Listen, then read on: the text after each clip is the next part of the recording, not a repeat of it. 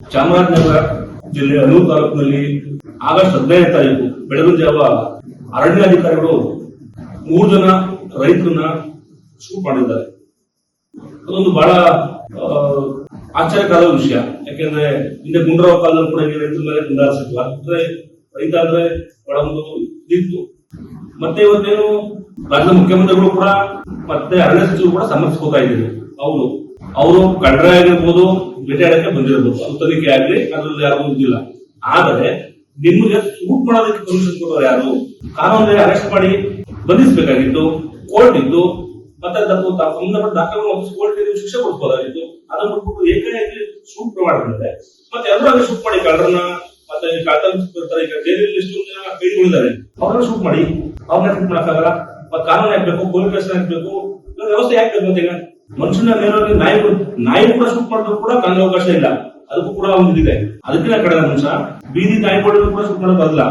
ನಾಯಿಗಿಂತ ಕೂಡ ಮನುಷ್ಯನ ಬಹಳ ಕೀಳಾಗಿ ಇವತ್ತು ಸರ್ಕಾರ ಮತ್ತೆ ಅರಣ್ಯ ಸಚಿವರು ನಿಜವಾಗ್ಲೂ ಅವರು ಬೆಂಗಳೂರು ಗಿಚ್ಕೆ ಬರಲಿಲ್ಲ.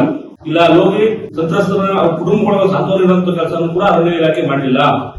15 ಲಕ್ಷ ರೂಪಾಯಿ ಪರಿಹಾರ ಕೊಡ್ತೀರಿ ಒಂದ್ ಕುಟುಂಬಕ್ಕೆ. ಯಾವ ಆಧಾರ 15 ಲಕ್ಷ ಕೊಡ್ತಿದ್ರೆ ಸುಟ್ಟಾಕ 15 ಲಕ್ಷ ಕೊಟ್ಬಿಡುದ? ಮತ್ತೆ ಒಬ್ಬ ತಪ್ಪಿಸ್ಕೊಂಡ, ಅವ್ನು ಎಲ್ಲಿ ತಪ್ಪಿಸ್ಕೊಂಡ ಎಲ್ಲೂ ಹೋಗಿಲ್ಲ. ಅವನು ತಗೊಂಡೋಗಿ ಮೈಸೂರು ಹಾಸ್ಪಿಟಲ್ ಅಲ್ಲಿ ಅಡ್ಮಿಟ್ ಮಾಡ್ತೀರಿ. ಅವನು ಹೇಗೆ ಡಿಸ್ಚಾರ್ಜ್ ಆಗಿದ್ದಾನೆ, ಅವ್ನು ಅಡ್ಮಿಟ್ ಮಾಡ್ತಾರೆ ಯಾರು? ಅವ್ನು ಡಿಸ್ಚಾರ್ಜ್ ಆಗಿ ಎಲ್ಲಿ ಹೋದ? ಎಲ್ಲರೂ ಅರಣ್ಯ ಇಲಾಖೆ ಮುಚ್ಚಿಡ್ತಾ ಇದೆ ಎಲ್ಲರೂ.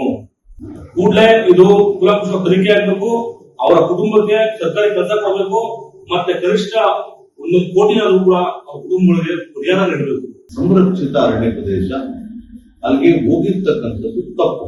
ಅವ್ರು ಯಾವ ಉದ್ದೇಶಕ್ಕೆ ಹೋಗಿದ್ದಾರೆ, ಏನಕ್ಕೆ ಹೋಗಿದ್ರು, ಅವ್ರ ಜೊತೆ ತಪ್ಪಿಸ್ಕೊಂಡು ಬಂದಂತ ವ್ಯಕ್ತಿ ಹೇಳ್ತಾನೆ ನಾವು ದನಗಳು ಕಳ್ತನ ಆಗಿದ್ದು ಹುಡುಕಕ್ ಹೋಗಿದ್ದು ಅಂತ ಅವನು ಹೇಳ್ತಾನೆ. ಫಾರೆಸ್ಟ್ ಡಿಪಾರ್ಟ್ಮೆಂಟ್ ಆಫೀಸ್ನವ್ರು ಹೇಳ್ತೀರಿ 15-16ನೇ ತಾರೀಕು 2 ದಿವಸ ಸುಮ್ಮನೆ ಇರ್ತೀರಿ. ಮತ್ತೆ ಅವ್ರು ಶೂಟ್ಔಟ್ ಮಾಡೋದಂತವ್ರು ಎಲ್ಲೂ ಕೂಡ ಕಾಣಿಸೋದಿಲ್ಲ. ಅವ್ರು ತಪ್ಪಿಸ್ಕೊಂಡಿದ್ದಾರೆ ಅಂತ ಹೇಳಿ ನೀವು ಹೇಳ್ತೀರಿ. ಮತ್ತೆ ನಿನ್ನೆ ಸನ್ಮಾನ್ಯ ಮುಖ್ಯಮಂತ್ರಿಗಳು ಹೇಳ್ತಾರೆ ಜಿಂಕೆ ಮಾಂಸ ಸಿಕ್ಕಿದೆ, ಗನ್ ಸಿಕ್ಕಿದೆ ಅಂತೇಳಿ ಮಾಧ್ಯಮ ತಾವೇ ಹೇಳ್ತಾರೆ. ನಾನು ಇದು ಯಾಕೋ ಎಲ್ಲೊಂದ್ ಕಡೆ ಎಲ್ಲವೂ ಕೂಡ ಗೊಂದಲಮಯವಾಗಿದೆ. ತಪ್ಪು ಮಾಡಿದ್ರೆ ತಪ್ಪಿಸೋದ್ರ ಮೇಲೆ ಖಂಡಿತವಾಗ್ಲೂ ಕಾನೂನು ಪ್ರಕಾರ ಶಿಕ್ಷೆ ಆಗ್ಬೇಕಿತ್ತು. ಅವ್ರನ್ನ ಹಿಡಿದು FIR ಮಾಡಿ ಅವ್ರ ಮೇಲೆ ಕೋರ್ಟ್ಗೆ ಜೈಲಿಗೆ ಸಲ್ಲಿಸತಕ್ಕಂಥದ್ದು ಈ ಫಾರೆಸ್ಟ್ ಇಲಾಖೆ ಕರ್ತವ್ಯ ಆಗ್ಬೇಕು. ಆಮೇಲೆ ಫಾರೆಸ್ಟ್ ಇಲಾಖೆಗೆ ಶೂಟ್ಔಟ್ ಮಾಡ್ಲಿಕ್ಕೆ ಅವಕಾಶ ಕೊಟ್ಟವ್ರು ಯಾರು? ಅಲ್ಲಿ ಯಾವ ಅಧಿಕಾರಿ ನಿಮ್ಗೆ ಆರ್ಡರ್ ಮಾಡ್ದ? ಆ ಟೈಮಲ್ಲಿ ಯಾರನ್ನ ಮೇಲಧಿಕಾರಿಗಳ ಸಲಹೆಯನ್ನ ನೀವು ತಗೋಬೇಕಲ್ಲ ಶೂಟ್ಔಟ್ ಮಾಡ್ಲಿಕ್ಕೆ ಮೊದಲು.